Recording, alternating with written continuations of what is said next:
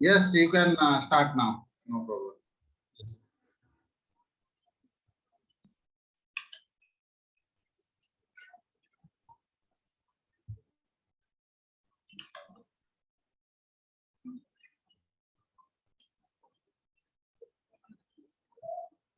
Can I change topic? Yes, sir. Okay.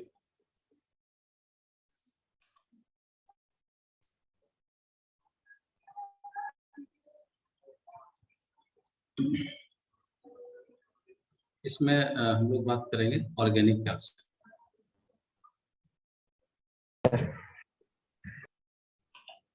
Sir 11th का थोड़ा मतलब ऑर्गेनिक थोड़ा मतलब कुछ बता दीजिए जो इम्पोर्टेंट लगे, उसके बाद 12th का सर्च करेंगे। क्या क्या क्या चीज बताना? मैं टाइप कर देता हूँ। योर आपका आवाज नहीं आ रहा सही से। 12th का क्या समझाना?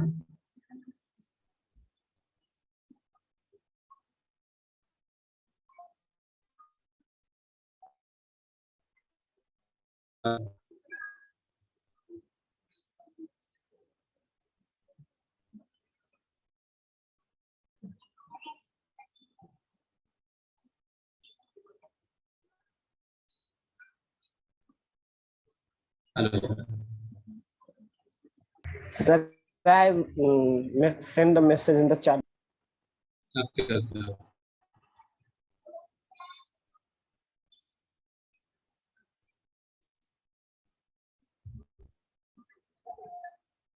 ओके,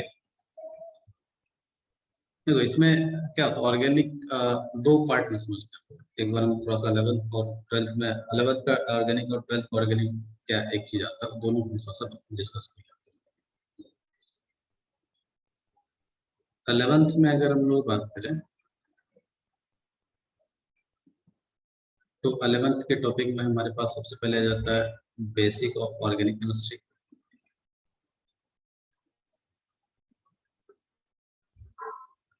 ठीक है, हम सबसे क्वेश्चन लेंगे एक एक करके, थोड़ा सा पहले टॉपिक एक बार डिस्कस कर लेते हैं। बेसिक ऑफ ऑर्गेनिक केमिस्ट्री के बाद हमारे पास आ जाता है नोमेनक्लेचर। नोमेनक्लेचर के बाद हमारे पास नोमेनक्लेचर के साथ साथ हम लोग स्ट्रक्चर आइसोमर यही बस समझ लेते हैं। स्ट्रक्चर आइसोमर क्योंकि स्टीरियो आइसोमर में हमें काम आता है 12th वाले पार्ट में, उसको 12th में भी समझ सकते हैं, 11th में बहुत लोग पढ़ा देते हैं, उसको 12th में भी पढ़ा देते हैं। उसके बाद हम लोग जनरल ऑर्गेनिक केमिस्ट्री,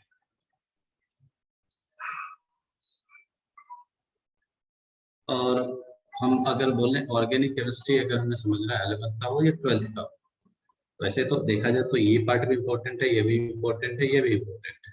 ठीक है, लेकिन ये वाला जो पार्ट है जनरल ऑर्गेनिक केमिस्ट्री ये ज्यादा इम्पोर्टेंट है, क्योंकि इससे हर एक जगह क्वेश्चन आता है। बोर्ड में तो ऐसे कम पूछा जाता है, लेकिन जेईई मेन नीट या एडवांस सब जगह जनरल ऑर्गेनिक केमिस्ट्री से पूछा जाता है। शॉर्ट फॉर्म इसको हम जीओ से बोलते हैं। उसके बाद आ जाता है हमारे पास हाइड्रोकार्बन 11th वाले पार्ट। ये हम बात कर रहे हैं अकॉर्डिंग टू एनसीईआरटी जो हमारे पास है सिलेबस, उसके अकॉर्डिंग हम लोग कर रहे हैं। तो लेकिन सबसे ज्यादा इंपॉर्टेंट हमारे पास हो जाता है, खास करके अगर हम ये देखें यहाँ पर, तो ये बेसिक ऑर्गेनिक केमिस्ट्री नोमेनक्लेचर, क्योंकि नोमेनक्लेचर में जैसे हमारे पास कुछ कॉमन नेम आ जाता है, कुछ आईपीएससी नेम आ जाता है, जो हमारे पास क्वेश्चन आता है ज्यादातर कॉमन नेम आता है। और जब ऑर्गेनिक केमिस्ट्री का क्वेश्चन कॉमन नेम्स आ गया तो बच्चे तो उसको देख के पहले छोड़ देते हैं, क्योंकि कॉमन नेम से जब तक हमें उसका स्ट्रक्चर नहीं पता हो तब तक हम बाकी क्वेश्चन कर ही नहीं सकते। और ये सब जब हमारा क्लियर हो जाता है तो हम आते हैं general organic chemistry. General organic chemistry में जैसे हमें इलेक्ट्रॉनिक इफेक्ट समझना होता है, जैसे इंडक्टिव इफेक्ट हो गया, रेजोनेंस हो गया हमारे लिए। रेजोनेंस के बाद हमारे पास आ जाता है यहाँ पर हाइपर कंजुगेशन हो गया।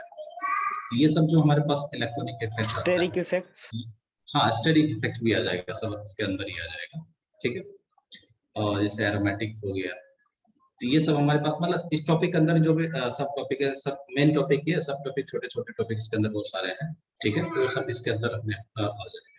तो ये सब हमारे लिए क्या है 11th का पार्ट हो गया। 12th वाला पार्ट हमारे पास जैसे चैप्टर जहाँ से स्टार्ट होता है, लेकिन सबसे इंपॉर्टेंट ये है कि हमें 12th भी करना हो या 11th को ऑर्गेनिक करना हो, ये वाला पार्ट तो हमें करना ही हो। 12th को ऑर्गेनिक करें फिर भी हमें ये वाला पार्ट करना ही, ये वाला पार्ट। क्योंकि 12th को ऑर्गेनिक सर करने से पहले सर मुझे एक्चुअली 12th का ऑर्गेनिक का टर्म तो का ज्यादातर मतलब पाखापाखी सब हो मतलब समझ गए हो और क्वेश्चन बहुत सारे कर, लेकिन 11th का थोड़ा जानने के लिए उत्सुक हूँ और 12th का टर्म 1 का थोड़ा ऑर्गेनिक नहीं इसमें आप जैसे बोले 12th का ऑर्गेनिक आपका टर्म 2 का हो गया है तो और 11th का आप जानना चाह रहे हैं, इसका मतलब ये आप बताना चाह रहे हैं 11th का ऑर्गेनिक शायद आपने नहीं करा, मतलब ये करे भी हैं तो थोड़ा बहुत करे हैं तो फिर उस हिसाब से अगर आपने ये वाला पार्ट नहीं करा है, आपने ये वाला, तो फिर ऑर्गेनिक को आप ऊपर समझ रहे हैं, कंसेप्चुअल बेस को नहीं समझ रहे हैं उसको आप, क्योंकि बोर्ड वाले क्वेश्चन क्या होते हैं, जैसे सीबीएसई का हो या अलग अलग स्टेट बोर्ड, तो सीबीएसई में थोड़ा कंसेप्चुअल क्वेश्चन आता है, स्टेट बोर्ड में मतलब थ्योरली उतना कंसेप्चुअल क्वेश्चन नहीं पूछा जाता है। तो ये जो हमें जब ये वाला पार्ट आएगा तो हमारे पास कंसेप्चुअल अप्रोच आएगा, जैसे हम कुछ क्वेश्चन करेंगे तो इससे ज्यादा क्लियर हो जाएगा। 11th के कुछ क्वेश्चन रहते हैं।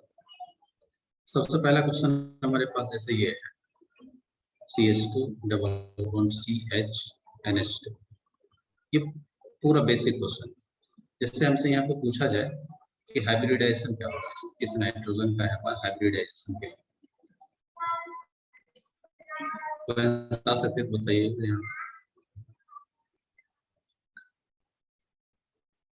sp3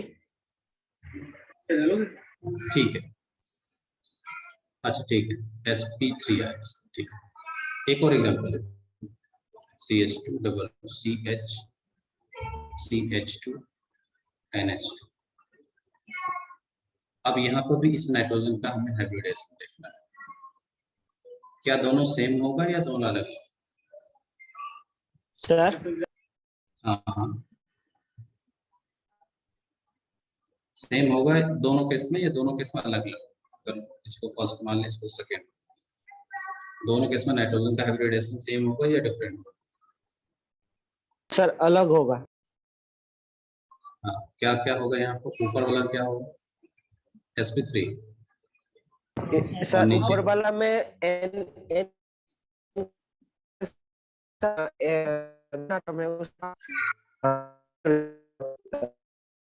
के पास जो कार्बन है उसके बाद कमेंट बता सकता है आपका, थोड़ा सा वॉइस में नहीं समझ पा रहा, कमेंट में बता देते हैं।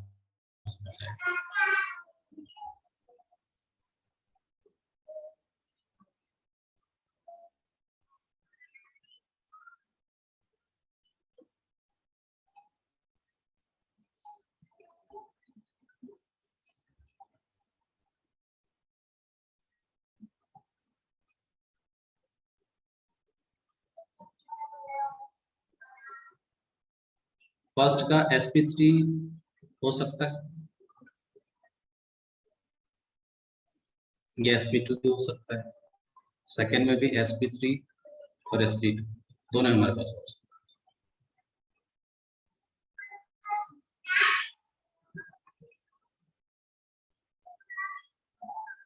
सर थोड़ा सा समझ नहीं पाया। फर्स्ट मॉलिक्यूल में भी नाइट्रोजन दो हाइड्रोजन से कनेक्ट, NH2 यहाँ भी है, NH2 यहाँ भी, आपने लिखा कि फर्स्ट में एक ही हाइड्रोजन से कनेक्ट, यहाँ भी दो हाइड्रोजन करेगा, इसका स्ट्रक्चर बना ले ज्यादा क्लियर हो जाएगा। नहीं सर मैं बोला कि n के साथ जो कार्बन आटम है, कार्बन आटम के पास एक ही हाइड्रोजन है। ओके सेकंड वाले n के साथ जो कार्बन, जब नहीं हमें हाइब्रिडाइजेशन जब देखना होता है तो जिस भी एटम का देखना है एक मॉलिक्यूल के अंदर, उस एटम के बारे में सोचें ना, वो एटम किस एटम से अटैच, अगर हम इसका स्ट्रक्चर बनाए तो मेरे हिसाब से ज्यादा अच्छे से क्लियर हो जाएगा।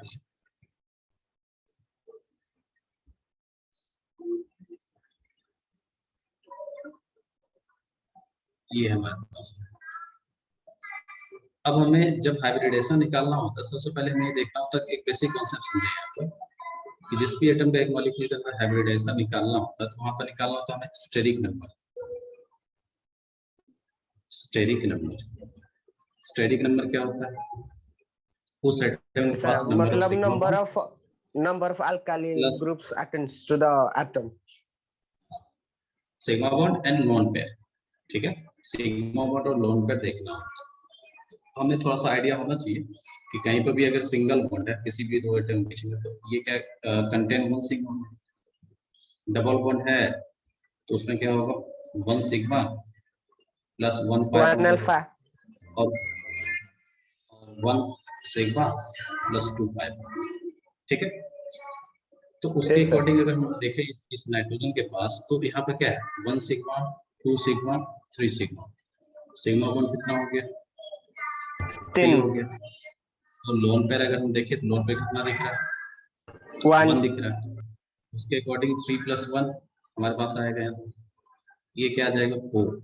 और उसके अकॉर्डिंग हमारा जो हाइब्रिडाइजेशन होना चाहिए यहाँ पे क्या होना चाहिए, sp3। sp3।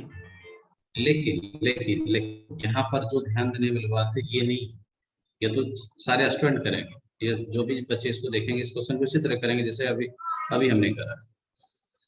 लेकिन यहाँ पर जो ध्यान रखने वाली बात है वो क्या है कि ये जो हमें लोन पेयर दिख रहा है यहाँ पर, ये लोन पेयर को क्या होता है कि जो लोन पेयर होता है ना, अगर वो रेजोनेंस में चला जाता है, कोई लोन पेयर या नेगेटिव चार्ज अगर रेजोनेंस में चला जाता है, ये थोड़ा सा हम ये बात मान के चलने का आपको रेजोनेंस का थोड़ा सा आइडिया होगा, हम ये मान चले उसके हिसाब से हम समझा रहे हैं। क्योंकि आपने बोला कि सर कुछ क्वेश्चन लेकर समझा दीजिए, तो उसके हिसाब से मान चले रेजोनेंस को थोड़ा बताएंगे। तो ये जो लोन पेयर है ये रेजोनेंस में जाएगा। और एक बात हमें समझ में आना चाहिए कि हाइब्रिडाइजेशन में हमारे पास हमेशा जो पार्टिसिपेट करता है वो सिग्मा इलेक्ट्रॉन पार्टिसिपेट करता है, पाई इलेक्ट्रॉन कभी भी पार्टिसिपेट नहीं करता। तो अगर ये लोन पेयर रेजोनेंस में जा रहा है और कोई लोन पेयर या नेगेटिव चार्ज रेजोनेंस में जाए, तो वो लोन पेयर या नेगेटिव चार्ज अगर रेजोनेंस में पार्टिसिपेट कर लिया तो वो सिग्मा इलेक्ट्रॉन नहीं रहता, फिर वो कौन सा इलेक्ट्रॉन बन जाता है, पाई इलेक्ट्रॉन बन जाता है। और यहाँ पर ये जो लोन पेयर है ये पार्टिसिपेट कर रहा है रेजोनेंस में, तो ये अब सिग्मा इलेक्ट्रॉन नहीं रहा, और सिग्मा इलेक्ट्रॉन जब नहीं रहा तो इस लोन पेयर को हम काउंट नहीं करेंगे, जो हमने यहाँ पे करा ये वाला, ये ऐड नहीं होगा। इसके लिए जो स्टेरिक नंबर होगा सिर्फ और सिर्फ क्या होगा, 3 होगा। और जब इसके लिए स्टेरिक नंबर 3 होगा तो इसका हाइब्रिडाइजेशन सिर्फ क्या होगा, sp2 होगा, ना कि sp3। अब क्वेश्चन यहाँ ये भी आ सकता है सर हमें कैसे पता चलेगा रेजोनेंस होगा नहीं होगा। अभी इतना ध्यान रख सकते हैं कि लोन पेयर या नेगेटिव के अल्टरनेट पोजीशन पर पाई बॉन्ड हमें दिख जाए, लोन पेयर या नेगेटिव चार्ज के अल्टरनेट पोजीशन पर हमें क्या दिख जाए, पाई बॉन्ड दिख जाए, हम ये बोल सकते हैं। अभी हम 2 ही कंडीशन की बात कर रहे हैं क्योंकि 6-7 कंडीशन हमारे पास रेजोनेंस का। हाँ लोन पेयर या सर, नेगेटिव के अल्टरनेट बीटा पोजीशन में जो कार्बन है वो नेगेटिव चार्ज आएगा, तो कार्बन और नाइट्रोजन के ये जो जो लोन पेयर था वो पाई बॉन्ड में कन्वर्ट हो जाएगा। बिल्कुल। ये देखिए जैसे हमने अभी क्या बोला कि अल्टरनेट पोजीशन पाई बॉन्ड और लोन पेयर क्या होना चाहिए, पाई बॉन्ड और लोन पेयर अल्टरनेट पोजीशन होना चाहिए, जिसको आप डबल ये होना चाहिए अल्टरनेट पोजीशन। जैसे ये लोन पेयर यहाँ है सिग्मा फिर पाई अल्टरनेटिव, ठीक है। अब सेकंड जो हमने क्वेश्चन दिया उसको थोड़ा ध्यान से देखिए। अगर इस लोन पेयर को देखिए और इस पाई बॉन्ड को अगर देखिए तो दोनों अल्टरनेट पोजीशन को नहीं दिख रहा है, और जब ये अल्टरनेट पोजीशन को नहीं दिख रहा तो ये रेजोनेंस में पार्टिसिपेट नहीं करेगा, और जब ये रेजोनेंस में पार्टिसिपेट नहीं करेगा तो इसके लिए जो स्टेरिक नंबर होगा इस नाइट्रोजन के लिए क्या हो जाएगा, 3 सिग्मा और 1 लोन पेयर होगा, और यहाँ पर होगा sp2 नहीं। क्या ये बात समझ में आ गई? Yes sir. चलिए नेक्स्ट क्वेश्चन करते हैं।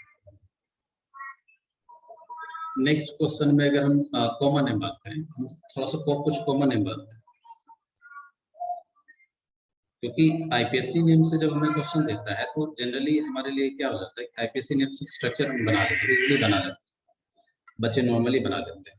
स्ट्रक्चर हमसे तब नहीं बनता है जब क्वेश्चन में कॉमन नेम दे के क्वेश्चन पूछते हैं, तब हमारे लिए सरदर्द बन जाता है, तो बड़ी मुश्किल होता है कि कॉमन नेम से स्ट्रक्चर कैसे बनाए। तो कॉमन नेम कुछ हमें क्या होता है, कुछ हमें लर्न भी करना होता है, कुछ तरीके से लर्न करना होता है, कुछ डायरेक्टली हम लर्न करते हैं, ठीक है। जैसे मान लीजिए हमसे बोला जाए फॉर्मिक एसिड,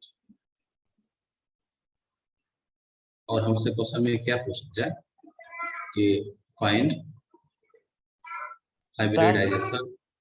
हाँ बोलिए। Some background sound is coming, that why it's not comfortable for me to listen your words carefully. Can you do something?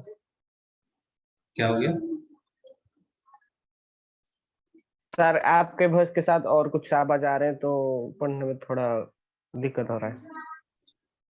अच्छा अच्छा, क्या आवाज आ रहा है? मेरे हिसाब से मेरे को तो ठीक है, कोई दिक्कत नहीं है। कोई अच्छा, और कोई साउंड आ रहा है? एक मिनट, एक मिनट।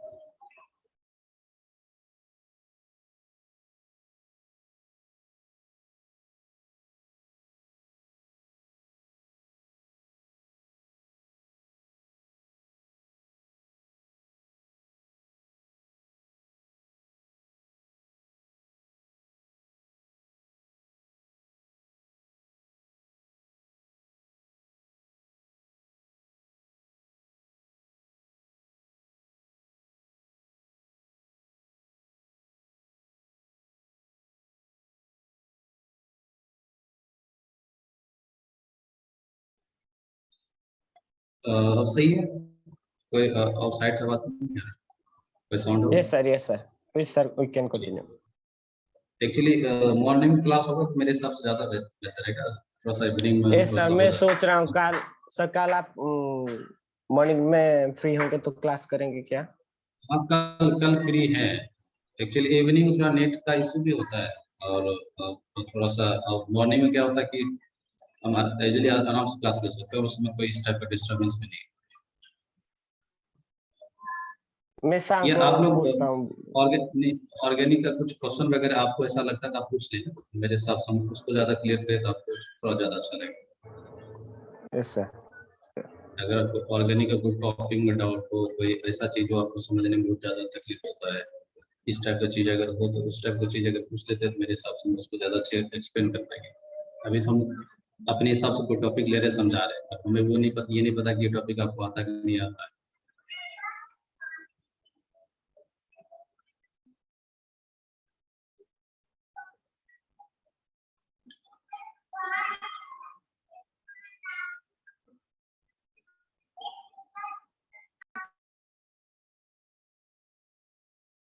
एग्जाम में जो कॉन्वर्सेशन टाइप का क्वेश्चन पड़ता है वो थोड़ा मतलब कौन सा वाला रिएक्शन कहाँ पे अप्लाई करे तो ये वाला प्रोडक्ट से वो दूसरा वाला प्रोडक्ट निकल कर वो ये वाला टाइप का क्वेश्चन थोड़ा नहीं आता है। नहीं, उसमें ये आप बोलना चाह रहे हैं कि हमारे पास कुछ रिएक्टेंट दे दिया और कुछ रिएक्टेंट्स हमें प्रोडक्ट बनाना, ये बीच सर में वो बहुत सारे कर। मतलब हाँ पहले दिया होगा रिएक्शन उसके बाद लास्ट में दिया होगा रिएक्शन बीच में क्या बहुत सारे रिएक्शन करके वो लास्ट हाँ वाला हाँ, सब कैसे निकला जैसे मान लो हमसे ये बोल दे एसिटिलीन है, कोई रिएजेंट लेके हम ए बनाते हैं, और फिर कोई रिएजेंट लेके हम बी बनाते हैं, और कोई रिएजेंट लेके हम फिनॉल बना रहे हैं, सब कुछ ऐसे इस टाइप के क्वेश्चन यस कुछ सर। बोलना चाह रहे हैं ना? ठीक है। यस सर इस टाइप। आप इस टाइप के क्वेश्चन में आप एक दो दिन में आप नहीं सीख पाएंगे ठीक है, इसमें थोड़ा सा समय देना पड़ेगा। ये हम मान लीजिए अभी कुछ आप क्वेश्चन पूछते तो हम समझा देते हैं, बाकी आपको अगर इस टाइप के क्वेश्चन बनाना सीखना है तो इसमें थोड़ा सा क्या करना पड़ेगा, जो भी चैप्टर हमारे पास है लेकिन जो हमें समझाना है उसको पहले हम कंप्लीट करेंगे, आपको क्वेश्चन करवाएंगे, और जब मेरे हिसाब से 40-50-100 क्वेश्चन आपको करवा देंगे तो मेरे हिसाब से ये सब का कोई मतलब ही नहीं बनता, बच्चे तो अपने आप सब कर लेते हैं। खास करके ऑर्गेनिक में जो कन्वर्जन वाला क्वेश्चन होता है, कन्वर्जन वाला क्वेश्चन हमसे तब नहीं होता है जब हमारा बेसिक चीज क्लियर नहीं हो और कन्वर्जन का चीज हमें पता ही नहीं। जैसे हम एसिटिलीन से हमें बेंजीन बना, हमें पता ही नहीं कि एसिटिलीन से बेंजीन कैसे बनता है, फिर हम कैसे बनाएंगे। कन्वर्जन जैसे हमारे पास मैथ में फॉर्मूला होता है, a+b का होल स्क्वायर, ये फॉर्मूला होता है, प्रूफ भी हमें पता है। हमारे पास ऑर्गेनिक में भी कन्वर्जन वही होता है, एक फॉर्मूला होता है कि हमें एसिटिलीन से अगर बेंजीन बनाना है हमें किस तरीके से बनाना है ये हमें पता होना चाहिए। दूसरा तरीका ये होता है कि हमें मैकेनिज्म पता होना चाहिए। तो हम दोनों तरीके हम देखते हैं, पहले डायरेक्ट तरीका भी देख लेते हैं, फिर इनडायरेक्टली उसका मैकेनिज्म समझ लेते हैं कि बनता कैसे। ये दोनों चीज हमें करना चाहिए। हाँ, सिर्फ हमें बोर्ड करना है तो हमारा डायरेक्ट कन्वर्जन से काम है। अगर हमें कुछ अच्छा एग्जाम देना है तो फिर हमें मैकेनिज्म के साथ समझना पड़ता चीजें।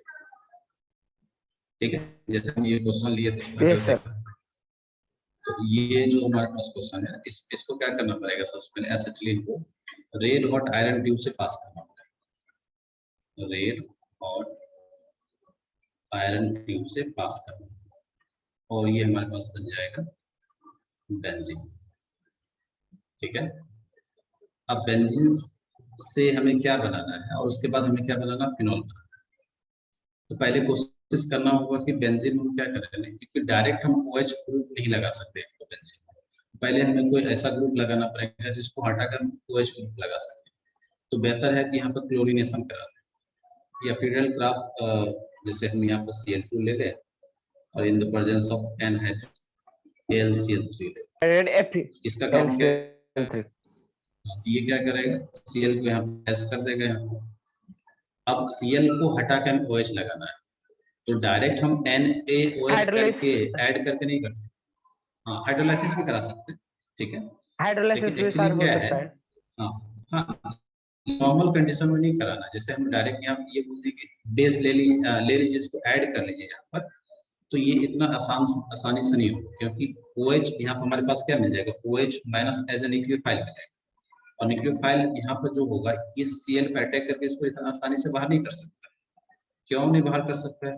क्योंकि हमें पता है कि हेलोजन और कार्बन के बीच में यहाँ पर क्या है, अगर देखेंगे अच्छे से, यहाँ रेजोनेंस होगा, और रेजोनेंस होने के कारण ये जो कार्बन और क्लोरीन के बीच जो बॉन्ड हमारे पास बनेगा, ये कैसा बॉन्ड हो जाएगा, पार्शियल डबल बॉन्ड हो जाएगा।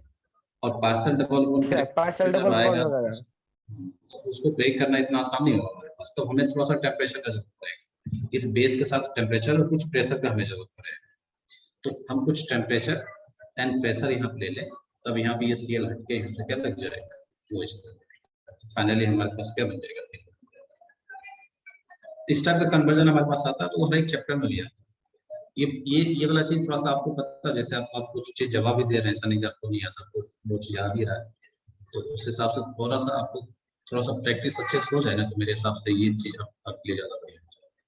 और ऑर्गेनिक क्या होता है हमारा, बाकी जैसे फिजिकल थोड़ा सा कैलकुलेशन में समय लगता है, ऑर्गेनिक का डायरेक्ट कन्वर्जन होता है, उससे पहले ऑर्गेनिक का क्वेश्चन बनता है, और सब जितना भी फिजिकल के जैसे हमें क्वेश्चन करना है, ऑर्गेनिक में जल्दी जल्दी करके इसका समय बचा के फिजिकल में हम लगा उसको सॉल्व कर सकता है, ठीक है सर। मतलब कि और कुछ मतलब बताएं? सारे रिएक्शन कैसे होता है, मतलब रिएक्शन याद करना पड़ेगा, उसके बाद मतलब कॉन्सेप्ट कैसा, मतलब ये नहीं, उसमें आपको बोर्ड एग्जाम से देना है या जेईई दोनों देना ना आपको, बोर्ड पे ही सर। सिर्फ बोर्ड के एग्जाम, आपको बोर्ड के एग्जाम देना स्टेट बोर्ड का, या सिर्फ बोर्ड के साथ जेईई भी देना है? Sir JEE.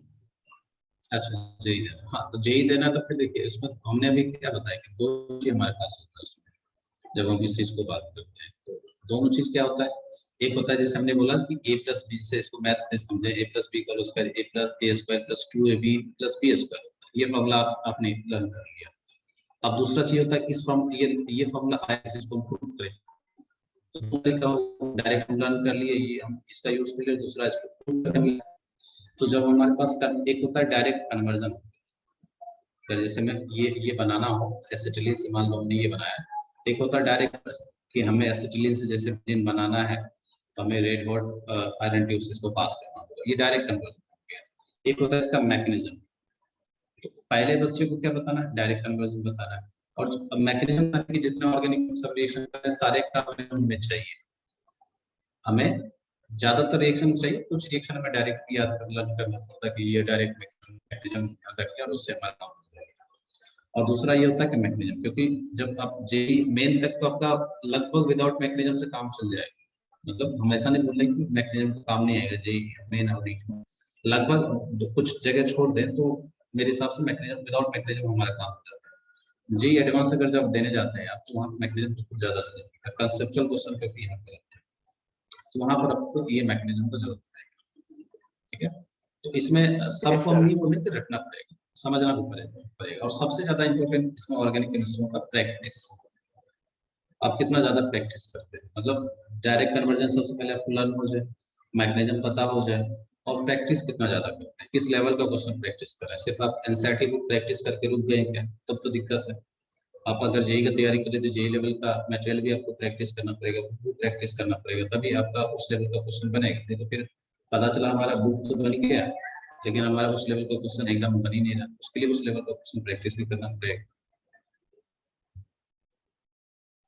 ठीक है। Yes sir. और सर एलिसाइक्लिक एलिसाइक्लिक और एरोमेटिक के मतलब डिफरेंस क्या है, मतलब कौन सा अच्छा वाला ठीक, है जो ये दोनों डिफरेंस? हाँ हाँ ठीक ठीक।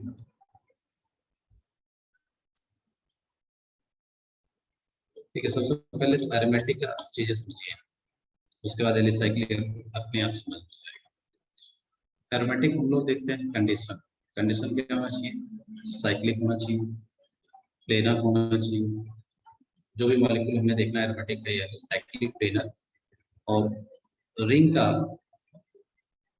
जो प्रत्येक मेंबर होगा sp2 या sp hybridised, each member of the ring should be sp2 or sp hybridized। और फोर्थ कंडीशन होता है हकल्स रूल।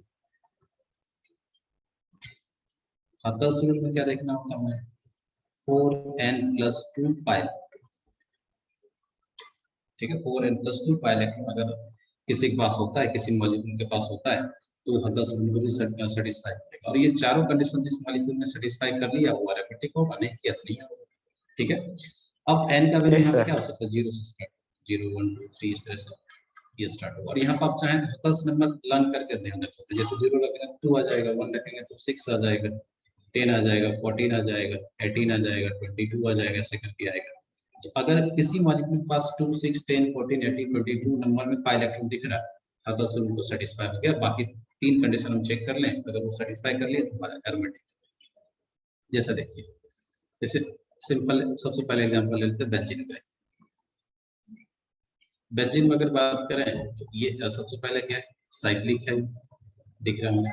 प्लेनर के लिए हमारे पास क्या होना चाहिए, रिंग का हर एक मेंबर यहाँ पे क्या होना चाहिए, sp2 या sp हाइब्रिडाइज्ड होना चाहिए। तो अगर इसमें अगर देखें तो हर एक कार्बन यहाँ पे क्या है, sp2 हाइब्रिडाइज्ड, यहाँ पर हर एक कार्बन क्या है, sp2 हाइब्रिडाइज्ड। sp2 हाइब्रिडाइज्ड होगा तो ये क्या हो जाएगा, प्लेनर हो जाएगा। पाई इलेक्ट्रॉन अगर यहाँ पे बात करें तो अगर हमारे पास देखें तो ये हमारे पास पाई बॉन्ड कौन कौन सा, ये पाई बॉन्ड है, ये पाई बॉन्ड है, और ये पाई बॉन्ड है। तो 3 पाई बॉन्ड हमारे पास है। तो 3 पाई बॉन्ड मतलब एक पाई बॉन्ड में 2 इलेक्ट्रॉन होगा, तो 3 पाई बॉन्ड अगर हम बात करें हमारे पास यहाँ पे कितना आ जाएगा, 6 इलेक्ट्रॉन। तो 6 इलेक्ट्रॉन मतलब 6 इलेक्ट्रॉन यहाँ दिख रहा है पाई इलेक्ट्रॉन, इसका मतलब ये तीनों चारों कंडीशन इसने क्या करा, सेटिस्फाई किया, ये हमारे लिए क्या हो जाएगा, एरोमेटिक। एरोमेटिक। अब अगर हमें देखना कि एरोमेटिक और एलिसाइक्लिक में क्या डिफरेंस है, तो इसका एक और एग्जांपल लेते हैं। जैसे हमारे पास ये है, इसको बोलते हैं ट्रोपाइलियम कार्बोकेटाइन, ठीक है। तो ये अगर हम देखें तो अगर हम ये चेक करें कि ये एरोमेटिक है या नहीं, तो सबसे पहले देखते हैं साइक्लिक, साइक्लिक है। और यहाँ पर अगर हम देखें प्लेनर, तो प्लेनर भी हमें पता चल जाएगा, बस हमें ये देखना कि रिंग का हर एक मेंबर sp2 हो जाए। अगर हम रिंग का कोई भी मेंबर यहाँ से उठा लें, ये अगर पहले 6 मेंबर, ये सब के सब sp2 होगा, क्योंकि यहाँ पे पॉजिटिव है, एक ही हाइड्रोजन है, दो हाइड्रोजन नहीं होगा। तो ये भी मेंबर हमें क्या दिख रहा है, sp2 दिख रहा है। तो रिंग का हर एक मेंबर यहाँ पे क्या हो गया, sp2 हो गया, इसका मतलब ये प्लेनर होगा। हकल्स रूल से अगर पाई इलेक्ट्रॉन का नंबर देखें तो पाई वन यहाँ पर क्या है, 3 पाई वन 6 इलेक्ट्रॉन हो जाएगा, तो ये भी क्या होगा, सेटिस्फाई होगा। चारों रूल चारों कंडीशन सेटिस्फाई हो गया, तो ये क्या हो गया, एरो। यहीं पर अगर हम ऐसा ले लें, पॉजिटिव सिर्फ हटा दें, इसी में से हम क्या करें, पॉजिटिव हटा दें। और जैसे ही पॉजिटिव हटता है तो पहला कंडीशन साइक्लिक, ये सेटिस्फाई हो गया। प्लेनर होगा या नहीं होगा ये कैसे पता चलेगा, रिंग का रिंग का अगर ये 6 मेंबर देखें जिसको हमने रेड कलर से किया है, ये सबके सब sp2, लेकिन ये वाला मेंबर अगर रिंग का देखें तो ये वाला मेंबर हमें दिख रहा है sp3। और sp3 होगा sp3 हो जाना मतलब प्लेनर नहीं, प्लेनर नहीं, प्लेनर नहीं होना वो मतलब ये कंडीशन वो सेटिस्फाई नहीं एलिसाइक, हो। और मतलब ये तो यही हमारे एलिसाइक्लिक है। पास क्या हो जाता है, एलिसाइक्लिक। इसका मतलब ये एलिसाइक्लिक अगर हमें चेक करना हो, हमें ये देख लेना कि रिंग का कोई भी मेंबर sp3 दिख जाए, रिंग का कोई भी मेंबर क्या दिख जाए, sp3 दिख जाए, तो एलिसाइक्लिक हो जाएगा। और इसी को हम लोग बोलते हैं नॉन एरोमेटिक, नॉन एरोमेटिक, ठीक है। यस सर, मतलब कोई भी कंपाउंड में कोई भी एक भी sp3 दिख जाए तो वो एलिसाइक्लिक ले लूंगा। नहीं नहीं, उसमें कोई भी कंपाउंड में कोई भी नहीं देखना है, किसी भी साइक्लिक कंपाउंड में जो रिंग का मेंबर होता है वो sp3। अगर मान लीजिए जैसे हम इसी में कुछ इस तरह से लगा देते हैं, तो ये रिंग के बाहर हो गया ना ये वाला पार्ट, इससे हमें थोड़ी मतलब है। Yes sir. ठीक है, रिंग का मेंबर है, रिंग के मेंबर से बाहर वाली चीज है। आप कुछ बताइए। नोमेनक्लेचर। क्या चीज? नोमेनक्लेचर। अच्छा, नोमेनक्लेचर में क्या पता? हाँ, उसमें ब्रांच पहले गया है, फंक्शनल ग्रुप या पेरेंट चेन, ऐसा सारे जो होते हैं। नहीं, उसमें उसमें तो सबसे पहले मतलब फंक्शनल ग्रुप आ जाएगा बस। ठीक है, सबसे पहले क्या आ जाएगा? फंक्शनल ग्रुप आ जाएगा। अगर हम तीन चीज देखें, फंक्शनल ग्रुप, ये भी मल्टीपल सर, बॉन्ड आ ये भी जाएगा। डिपेंड करता है ना सर, ये भी डिपेंड करता है ना वो sp2 है या sp3 या नहीं नहीं, sp2। नोमेनक्लेचर में एक्चुअली नोमेनक्लेचर में हाइब्रिडेशन का काम नहीं है। अगर आईपीएससी नोमेनक्लेचर कर रहे हैं तो आप हाइब्रिडेशन का काम नहीं है। वो इलेक्ट्रोनेगेटिविटी आपको देखना है, तब हाइब्रिडेशन का काम आएगा। अगर हमारे पास एक कार्बन का चेन बना हुआ और मैं मान लीजिए जैसे ये हमारे पास ये बना के दे दिया और हमें इसमें हर एक कार्बन का इलेक्ट्रोनेगेटिविटी कंपेयर करने को बोला जाए, तब हमें हाइब्रिडेशन देखना। नोमेनक्लेचर में आपको हाइब्रिडेशन का कोई काम नहीं। इलेक्ट्रोनेगेटिविटी कंपेयर करने में काम आता है हाइब्रिडेशन का, एरोमेटिक में काम आता है हाइब्रिडेशन का, रेजोनेंस में काम आता है। नोमेनक्लेचर में हाइब्रिडेशन का काम आता है। और नोमेनक्लेचर में प्रेफरेंस ऑर्डर देखें तो सबसे पहले जैसे फंक्शनल ग्रुप हो गया, मल्टीपल बॉन्ड आ जाएगा और फिर आ जाएगा आपके पास लास्ट में क्या, ब्रांचिंग आ जाएगा। ये एक ओवरऑल ऑर्डर होता है। अब इसके अंदर भी कुछ और जैसे फंक्शनल ग्रुप कौन कौन सा है हमारे पास, ये देखिए मल्टीपल बॉन्ड में, डबल बॉन्ड में, ट्रिपल बॉन्ड में अलग अलग चीज आता है। ब्रांचिंग में भी अपने पास और चीज आता है, तो उसके हिसाब से चीजें देखोगे। ओवरऑल ऑर्डर हमारे पास यही होता है। फंक्शनल ग्रुप को सबसे पहला प्रेफरेंस मिलता है, मल्टीपल बॉन्ड और ब्रांचिंग ऐसे।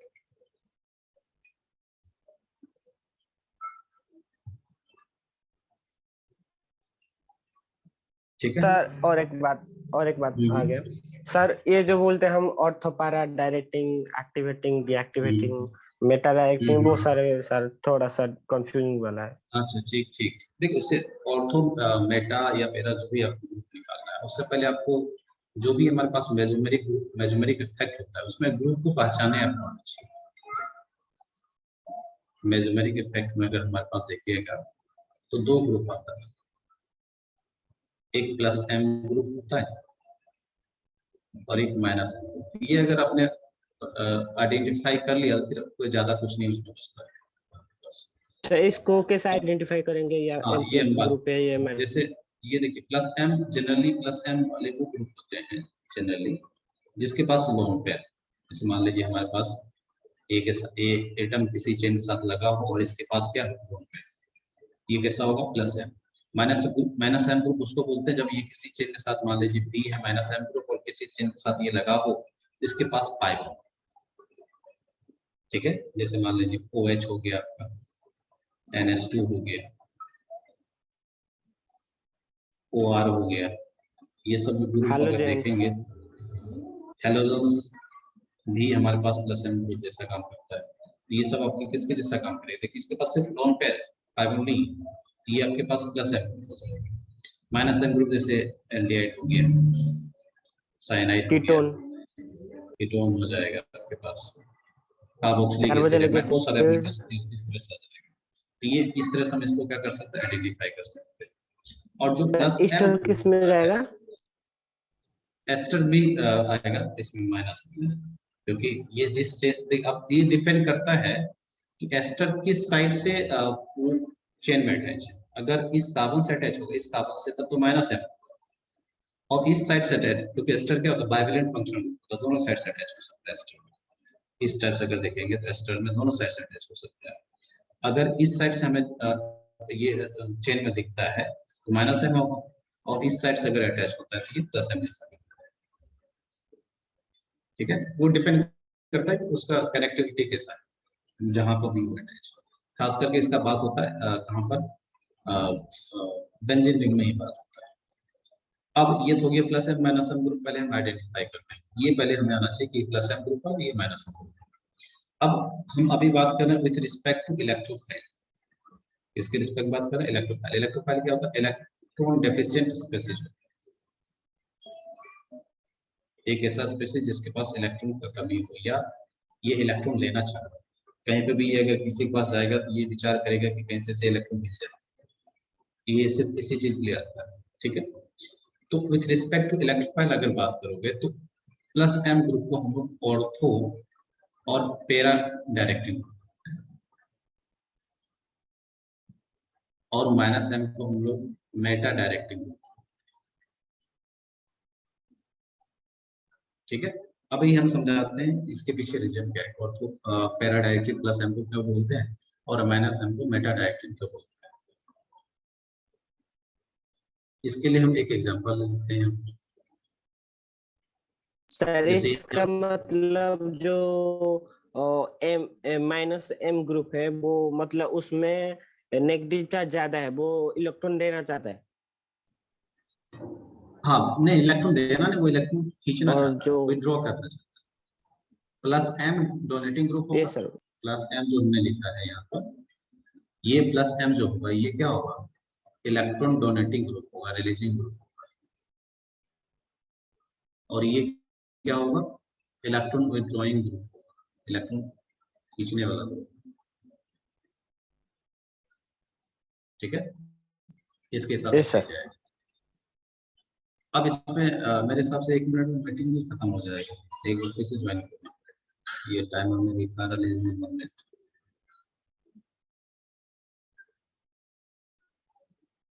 एक बार फिर से स्टार्ट करना सर एक बार मीटिंग फिर से स्टार्ट करना होगा, क्योंकि जूम का जो है सर टाइम लिमिट होता है वो complete। सर मुझे लगता है बहुत टाइम हो गया है, हम कल बात करते हैं इसके बारे में। ठीक ठीक ठीक। Thank you sir, thank you sir for supporting. ठीक। So now